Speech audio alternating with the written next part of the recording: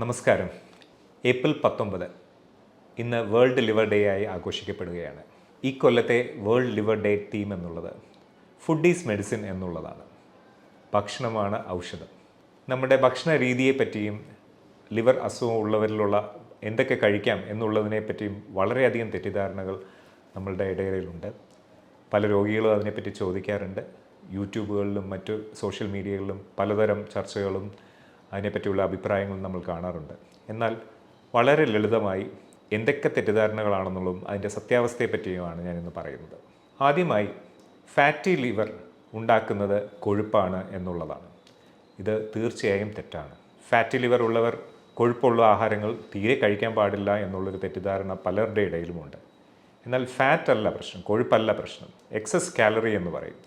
നമ്മൾ കൂടുതലായി കഴിക്കുന്നതായ എന്ത് പദാർത്ഥമാണെങ്കിലും, അതിപ്പോൾ കൊഴുപ്പാണെങ്കിലും കാർബോഹൈഡ്രേറ്റുകളാണെങ്കിലും കൂടുതലായി നമുക്ക് ഉപയോഗിക്കപ്പെടാതെ പോവുകയാണെങ്കിൽ അത് ലിവറിൽ അക്യുമുലേറ്റ് ചെയ്യുകയും ഫാറ്റായി കൊഴുപ്പായി അടിയുകയും ചെയ്യുന്നു എന്നുള്ളത് മാത്രമേ ഉള്ളൂ. പലതരത്തിലുള്ള കാർബോഹൈഡ്രേറ്റുകളുണ്ട്. എന്നാൽ ശരിക്കുള്ള പ്രശ്നക്കാർ എന്ന് പറയുന്നത് പ്രോസസ്ഡ് ആയിട്ടുള്ള കാർബോഹൈഡ്രേറ്റുകളാണ്. പ്രോസസ്ഡ് കാർബോഹൈഡ്രേറ്റ് എന്ന് പറഞ്ഞാൽ നമ്മൾ സാധാരണയായി കാണുന്ന അന്നജം എന്ന് പറയുന്ന വസ്തുവിലോട്ട് അല്ലെങ്കിൽ പോഷക ആഹാരത്തിലോട്ട് കൂടുതലായി ആഡ് ചെയ്യപ്പെടുന്ന പ്രിസർവേറ്റീവ്സ് അല്ലെങ്കിൽ ആർട്ടിഫിഷ്യൽ സ്വീറ്റ്നസ്, അതിൻ്റെ കാലയളവ് കൂട്ടുന്നതിന് ഉപയോഗിക്കുന്ന ഇൻഗ്രീഡിയൻസ്, ഇതെല്ലാമാണ് ഒരു ആഹാരത്തെ പ്രോസസ്സ് ചെയ്യപ്പെടുന്നത്. പ്രോസസ്ഡ് ആയിട്ടുള്ള കാർബോഹൈഡ്രേറ്റുകൾ അമിതമായി എടുക്കുന്നത് മൂലം അത് ലിവർ കൊഴുപ്പ് അടിയാനായിട്ടുള്ള സാഹചര്യം ഉണ്ടാക്കുന്നു. അതേപോലെ തന്നെയാണ് ഷുഗറി ബിവറേജസ്. നമ്മൾ പലപ്പോഴും സൗകര്യത്തിന് എടുത്തു പോകുന്ന കൊക്കക്കോള അല്ലെങ്കിൽ ഫ്രൂട്ടി എന്നിവയൊക്കെ കാർബോഹൈഡ്രേറ്റുകൾ തന്നെയാണ്. എന്നാൽ അതിനകത്ത് ആഡഡ് ഷുഗറും ആഡഡ് ഫ്ലേവറുകളും എല്ലാം കൂടി ആകുമ്പോഴത്തേക്കും അത് കൂടുതൽ കാലറി ബിൽഡപ്പ് ചെയ്യുകയും അത് കൊഴുപ്പ് അടിയാനായിട്ടുള്ള സാഹചര്യം ഉണ്ടാക്കുകയും ചെയ്യുന്നു. അതേപോലെ തന്നെയാണ് കൂടുതലായി സ്വീറ്റ് ചെയ്തിട്ടുള്ള ടീ, കോഫി പോലുള്ള പാനീയങ്ങളും. കൊഴുപ്പ് എന്നുള്ളത് അതിനെ നമ്മൾ ബാലൻസ്ഡ് ഡയറ്റ് എന്നുള്ള രീതിയിൽ കൊണ്ടുപോയാൽ ഫാറ്റി ലിവർ ഉണ്ടാകാനായിട്ടുള്ള സാധ്യത കുറയും. എന്നുദ്ദേശിക്കുന്നത് നമുക്ക് കൊഴുപ്പിൽ തന്നെ പല വകഭേദങ്ങളുണ്ട്. ഗുഡ്, ബാഡ്, അഗ്ലി എന്ന് നമുക്ക് വേണമെങ്കിൽ അതിനെ തരംതിരിക്കാം. ഗുഡ് കൊഴുപ്പ്, അതായത് നല്ല കൊഴുപ്പ് എന്ന് പറയുന്നത് അൺസാച്ചുറേറ്റഡ് ഫാറ്റി ആസിഡുകളാണ്. അതിൽ രണ്ട് ഘടകങ്ങളുണ്ട്. മോണോ അൺസാച്ചുറേറ്റഡ് ഫാറ്റി ആസിഡ് എന്നും പോളി അൺസാച്ചുറേറ്റഡ് ഫാറ്റി ആസിഡ് എന്നും. ഇത് കൂടുതലായി കാണപ്പെടുന്ന ആഹാര പദാർത്ഥങ്ങൾ എന്ന് പറയുന്നത് എടുക്കുന്ന മീനുകൾ അല്ലെങ്കിൽ ഫ്ലാക്സ് സീഡ്, ചിയ സീഡ് എന്നിവ ഒക്കെ അൺസാച്ചുറേറ്റഡ് ഫാറ്റി ആസിഡുകളാണ്. എന്നാൽ സാച്ചുറേറ്റഡ് ഫാറ്റി ആസിഡ്, എടുക്കാൻ പാടില്ലാത്തതായ കാറ്റഗറിയിൽ വരുന്ന ഫാറ്റി ആസിഡ് കൂടുതലുള്ളത് നമ്മുടെ കോക്കനട്ട് ഓയിൽ, പാം ഓയിൽ തുടങ്ങിയ ഓയിലുകളിലാണ് കൂടുതലായി കാണുന്നത്. അതേപോലെ തന്നെ റെഡ് മീറ്റ്. ഇതേപോലെ തന്നെ അപകടകരമായ ഒരു ഫാറ്റാണ് ട്രാൻസ് ഫാറ്റ് എന്ന് പറയുന്നത്. ഇതും നമ്മൾ സാധാരണയായി എണ്ണ കൂടുതലായിട്ട് ഉപയോഗിക്കുകയും റീയൂസ് ചെയ്യപ്പെടുകയൊക്കെ ചെയ്യുമ്പോൾ സംഭവിക്കുന്നത് ട്രാൻസ് ഫാറ്റുകൾ കൂടുകയാണ്. അത് കൂടുതൽ നമ്മളുടെ കൊളസ്ട്രോളിനെ കൂട്ടുന്നതിനും സാഹചര്യം ഉണ്ടാക്കും. അത് ട്രാൻസ് ഫാറ്റും സാച്ചുറേറ്റഡ് ഫാറ്റ്സുമാണ് നമ്മൾ കൂടുതലായി ഉപയോഗത്തിൽ നിന്ന് മാറ്റേണ്ടത്. പോളി അൺസാച്ചുറേറ്റഡ് ഫാറ്റി ആസിഡ് എന്നും അല്ലെങ്കിൽ മോണോ അൺസാച്ചുറേറ്റഡ് ഫാറ്റി ആസിഡ് എടുക്കുന്നതിൽ തടസ്സമൊന്നുമില്ല. രണ്ടാമത്തെ മിഥ്യാധാരണ എന്ന് പറയുന്നത് നോൺ വെജിറ്റേറിയൻ ഡയറ്റ് ലിവർ അസുഖമുള്ളവരിൽ എടുക്കാൻ പാടില്ല എന്നുള്ളതാണ്. നമ്മൾ സാധാരണയായി ഒരു മഞ്ഞപ്പിത്തമുള്ള രോഗിയോട് സംസാരിക്കുമ്പോൾ അവരാദ്യം ചോദിക്കുന്ന കാര്യം അതാണ്. എനിക്ക് ചിക്കൻ എടുക്കാമോ, മുട്ട എടുക്കാമോ, മീൻ എടുക്കാമോ? ഇത് ഒന്നും എടുക്കുന്നതിന് തടസ്സമില്ല എന്നുള്ളതാണ് വസ്തുത. സാധാരണയായി നമുക്ക് നല്ല രീതിയിലുള്ള പ്രോട്ടീൻ കിട്ടുന്നത് ഇതുപോലുള്ള നോൺ വെജിറ്റേറിയൻ ഡയറ്റുകളിൽ നിന്നാണ്. ഉദാഹരണത്തിന് ചിക്കൻ, ഫിഷ് അല്ലെങ്കിൽ എഗ്, ഇതൊക്കെ വളരെ ഹൈ ക്വാളിറ്റി പ്രോട്ടീൻ തരുന്ന ആഹാര പദാർത്ഥങ്ങളാണ്. അതെടുക്കുന്നത് മൂലം പേശി ശക്തിപ്പെടുകയും നമ്മുടെ ലിവറിൻ്റെ കൂടുതലായിട്ടുള്ള ഒരു ഹെൽത്തിലേക്ക് അത് പ്രൊമോട്ട് ചെയ്യപ്പെടുകയും ചെയ്യുന്നു. എന്നാൽ റെഡ് മീറ്റ് എന്ന് അറിയപ്പെടുന്ന മീറ്റ് ഐറ്റംസ്, മെയിനായിട്ട് മട്ടൺ, പോർക്ക്, ബീഫ്, ഇത് നമ്മൾ ഉപയോഗം കുറയ്ക്കേണ്ടതാണ്. അതോടൊപ്പം തന്നെ പ്രോസസ്ഡ് റെഡ് മീറ്റ്, കൂടുതലായിട്ട് ആഡഡ് ആയിട്ടുള്ള പ്രിസർവേറ്റീവ്സും ഇൻഗ്രീഡിയൻസും കൂടിയുള്ള കബാബുകൾ, സോസേജുകൾ എന്നിവ ഉള്ള പ്രോസസ്ഡ് ആയിട്ടുള്ള റെഡ് മീറ്റ് പൂർണ്ണമായും ഒഴിവാക്കേണ്ടതാണ്. അതേപോലെ തന്നെ നേരത്തെ പറഞ്ഞ പോലെ ട്രാൻസ് ഫാറ്റ് കൂടുതലുള്ള മീറ്റ് ഐറ്റംസും നമ്മൾ കൂടുതലായിട്ട് ഒഴിവാക്കേണ്ടതാണ്.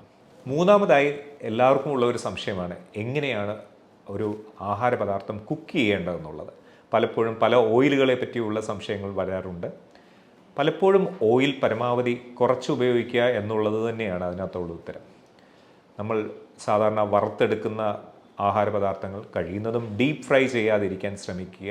അതോടൊപ്പം തന്നെ അത് നമ്മൾ കരിച്ചെടുക്കുന്ന കുറച്ച് ആഹാരപദാർത്ഥങ്ങൾ മീറ്റുകളൊക്കെ നമ്മൾ കരിച്ചെടുത്ത് കഴിക്കാറുണ്ട്.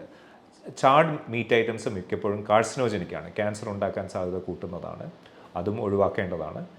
ഈ പറഞ്ഞ പോലെ ഡീപ്പ് ഫ്രൈ ചെയ്യുകയോ അല്ലെങ്കിൽ ചാടാക്കി മീറ്റ് ഐറ്റംസ് എടുക്കുകയോ ചെയ്യാതെ റോസ്റ്റഡ് ആയിട്ടോ വളരെ മിനിമൽ ഓയിലിൽ സ്റ്റർ ഫ്രൈ ചെയ്ത് എടുക്കാവുന്നതുമാണ്.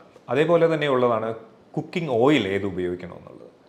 ഏറ്റവും ഹെൽത്തിയർ ആയിട്ടുള്ള കുക്കിംഗ് ഓയിൽ എന്ന് പറയുന്നത് നേരത്തെ പറഞ്ഞ അൺസാച്ചുറേറ്റഡ് ഫാറ്റി ആസിഡ് കൂടുതലുള്ള കുക്കിംഗ് ഓയിലുകളാണ്. ഉദാഹരണത്തിന് ഒലീവ് ഓയിൽ, കടുകെണ്ണ, മസ്റ്റേർഡ് ഓയിൽ, അല്ലെങ്കിൽ നമുക്ക് ഫ്ലാക്സ് സീഡ് ഓയിൽ എന്നൊക്കെ പറയുന്നത് വളരെ ഹെൽത്തിയർ ആയിട്ടുള്ള ഓപ്ഷനുകളാണ്. സാധാരണയായി ഉപയോഗിക്കാൻ പാടില്ലാത്തതോ അല്ലെങ്കിൽ ഉപയോഗം കുറയ്ക്കേണ്ടതോ ആയിട്ടുള്ള നമ്മൾ റിഫൈൻ ചെയ്തിട്ടുള്ള വെജിറ്റബിൾ ഓയിലുകളാണ്. നമ്മൾ സാധാരണയായി ഉപയോഗിക്കുന്ന sunflower oil, safflower oil, coconut oil, നമ്മൾ സ്ഥിരം ഉപയോഗിക്കുന്ന കോക്കനട്ട് ഓയിൽ ചില കാര്യങ്ങളിൽ നല്ലതും ചില കാര്യങ്ങളിൽ കുറച്ച് മോശവുമായിട്ടുള്ള ഒരു ഓയിലാണ്. കോക്കനട്ട് ഓയിലിനകത്ത് കൂടുതലായും സാച്ചുറേറ്റഡ് ഫാറ്റി ആസിഡാണ് ഉള്ളത്. എന്നാൽ അതിൻ്റെ ഗുണം എന്ന് പറയുന്നത് coconut oil medium chain triglyceride എന്ന് പറഞ്ഞൊരു കമ്പോണൻ്റ് ഉണ്ട് ഫാറ്റിൻ്റെ. അത് പെട്ടെന്ന് ശരീരത്തിൽ അബ്സോർബ് ചെയ്യുകയും ഒരു തരത്തിൽ അത് ഒരു കൊളസ്ട്രോളിനെ ഹെൽപ്പ് ചെയ്യുകയും ചെയ്യുന്നുണ്ട്.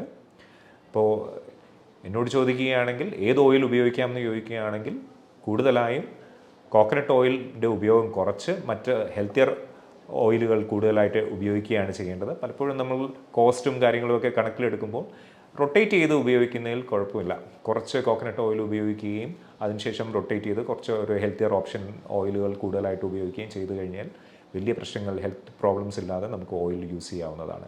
എന്നാലും ഓയിലിൻ്റെ ഉപയോഗം കുറയ്ക്കണം എന്ന് തന്നെയാണ് അഭിപ്രായം. ഇനിയുള്ളത് നമ്മുടെ ഡയറ്റ് പാറ്റേണുകളെ പറ്റിയാണ്. പലപ്പോഴും പല ആളുകളും ഇപ്പോൾ പലതരത്തിലുള്ള പോപ്പുലർ ഡയറ്റുകൾ ഫോളോ ചെയ്യാറുണ്ട്. മിക്കപ്പോഴും വെയിറ്റ് ലോസ് എന്നുള്ള ഉദ്ദേശത്തിലാണ് ഡയറ്റുകൾ എടുക്കുന്നത്. അതിൽ ഏറ്റവും പ്രധാനപ്പെട്ടതും പോപ്പുലറായിട്ടുള്ള ഒരെണ്ണമാണ് കീറ്റോ ഡയറ്റ് എന്നറിയപ്പെടുന്ന ഡയറ്റ്. എന്താണ് കീറ്റോ ഡയറ്റ് എന്ന് ആദ്യം പറയാം. മിക്കപ്പോഴും നമ്മുടെ ആഹാരത്തിൽ ഒരു ബാലൻസ് ഡയറ്റാണ് എല്ലാവരും ഫോളോ ചെയ്യുന്നത്. ഒരു 40% മുതൽ 50% വരെ കാർബോഹൈഡ്രേറ്റും ഒരു 20% മുതൽ 30% വരെ ഫാറ്റും 20% പ്രോട്ടീനും അടങ്ങുന്ന ബാലൻസ് ഡയറ്റാണ് മിക്കപ്പോഴും നമ്മൾ പറയാറ്. എന്നാൽ കീറ്റോ ഡയറ്റിൽ ഇത് 70 മുതൽ 75% വരെ ഫാറ്റും ബാക്കിയുള്ളത് പ്രോട്ടീനും കാർബോഹൈഡ്രേറ്റുമായി എടുക്കുന്നു. ഇതിൻ്റെ ഗുണം എന്തെന്ന് വെച്ച് കഴിഞ്ഞാൽ ഇത് കൂടുതലായി വെയിറ്റ് ലോസിനെ പ്രൊമോട്ട് ചെയ്യും.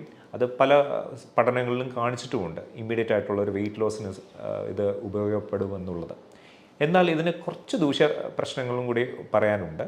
നമ്മളിപ്പോൾ എടുക്കുന്ന ആഹാരത്തിൻ്റെ അനുപാതം നോക്കിക്കഴിഞ്ഞാൽ വളരെ ചെറിയൊരു കാർബോഹൈഡ്രേറ്റ് ക്വാണ്ടിറ്റിയെ നമുക്ക് ഈ ഡയറ്റിൽ നിന്ന് കിട്ടുന്നുള്ളൂ.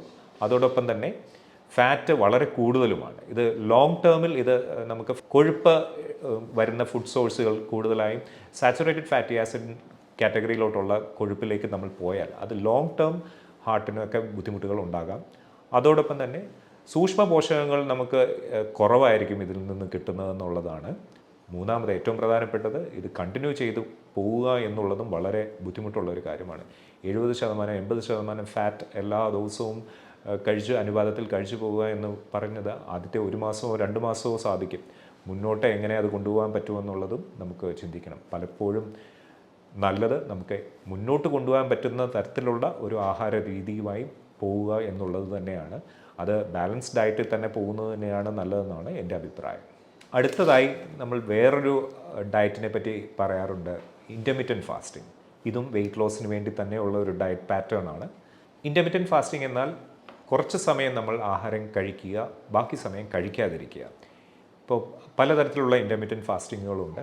12-12 എന്നുള്ള അനുപാതത്തിലുള്ള 12 മണിക്കൂർ കഴിക്കുന്നു, 12 മണിക്കൂർ കഴിക്കാതിരിക്കുന്നു. അതേപോലെ തന്നെ 16-8 ഉണ്ട്. 16 മണിക്കൂർ നമ്മൾ കഴിക്കാതിരിക്കുന്നു, 8 മണിക്കൂർ കാലയളവിൽ നമ്മൾ കഴിക്കുന്നു.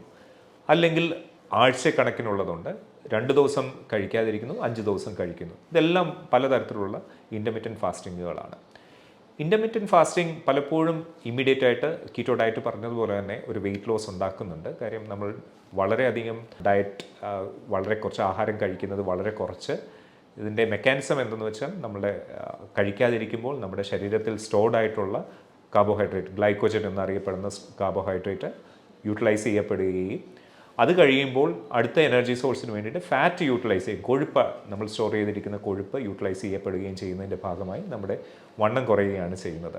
ഇത് കീറ്റോ ഡയറ്റ് പോലെ തന്നെ മുന്നോട്ട് കൊണ്ടുപോകാൻ ബുദ്ധിമുട്ടുള്ള ഒരു ആഹാര രീതിയാണ്. പലപ്പോഴും ഒരു മാസം ഈ നമ്മൾ 16 മണിക്കൂർ കഴിക്കാതിരിക്കുകയും 8 മണിക്കൂർ കഴിച്ചു പോവുകയൊക്കെ ചെയ്യുന്നത് ഇനീഷ്യൽ കാലയളവിൽ വലിയ കുഴപ്പമില്ലാതെയും വെയിറ്റ് ലോസ് സംഭവിക്കുമ്പോൾ നമുക്ക് സന്തോഷത്തോടുകൂടി അത് ഒരു മാസം 2 മാസം നമ്മൾ കൊണ്ടുപോകും. എന്നാൽ കുറച്ച് അങ്ങോട്ട് മുന്നോട്ട് പോയി കഴിയുമ്പോൾ ഈ ഒരു രീതി നമുക്ക് തുടരാൻ കുറച്ച് ബുദ്ധിമുട്ടായിട്ട് വരികയും വയറിനുള്ള അസ്വസ്ഥതകൾ തുടങ്ങുകയും ചെയ്യാറുണ്ട്. അങ്ങനെ വരുമ്പോൾ നമ്മൾ പഴയൊരു ആഹാര രീതിയിലിട്ട് വീണ്ടും തിരിച്ചു പോകുമ്പോൾ ഉണ്ടാകുന്ന വെയിറ്റ് ഗെയിൻ വളരെ കോമൺ ആണ്. നേരത്തെ എവിടെ തുടങ്ങിയോ അവിടെ തന്നെ വന്ന് നമ്മൾ അവസാനിക്കും.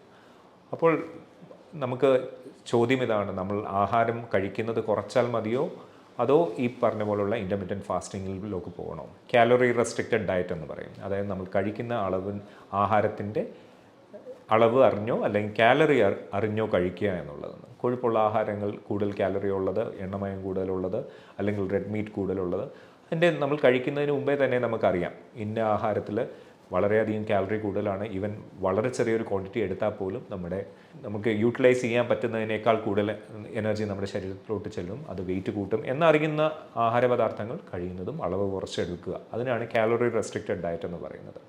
ഇതും ഈ പറഞ്ഞ പോലെ ഇൻ്റർമിറ്റൻറ്റ് ഫാസ്റ്റിംഗ് പറഞ്ഞതുപോലെ തന്നെ ഈക്വലി ഇഫക്റ്റീവായിട്ടുള്ള ഒരു രീതി തന്നെയാണ് വെയിറ്റ് ലോസിന് വേണ്ടി.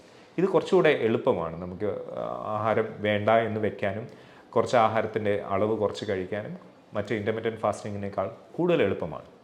അതുകൊണ്ട് തന്നെ രണ്ട് രീതിയും കമ്പയർ ചെയ്യുമ്പോൾ മുന്നോട്ട് കൊണ്ടുപോകാൻ പറ്റുന്നതായിട്ടുള്ള ആഹാര രീതി എന്ന് പറയുന്നത് കാലറി റെസ്ട്രിക്റ്റഡ് ഡയറ്റ് തന്നെയാണ്.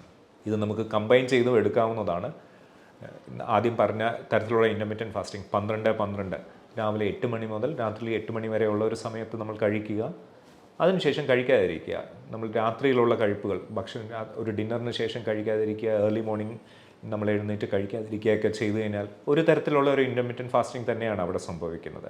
അതിനോടൊപ്പം കാലറി റെസ്ട്രിക്റ്റഡ് ആയിട്ട് കഴിക്കുന്ന 12 മണിക്കൂർ നമ്മൾ പകൽ സമയം കഴിക്കുന്ന സമയത്ത് റെസ്ട്രിക്റ്റഡ് ആയിട്ടുള്ള ഒരു ഡയറ്റിലേക്ക് പോയാൽ അതും വെയിറ്റ് ലോസിനെ ഹെൽപ്പ് ചെയ്യും. അപ്പോൾ ഒരു കമ്പൈൻ ചെയ്തിട്ടുള്ള ഒരു രീതി വെയിറ്റ് ലോസിന് കുറച്ചുകൂടെ സസ്റ്റൈനബിൾ ആണെന്നുള്ളൊരു അഭിപ്രായം എനിക്കുണ്ട്.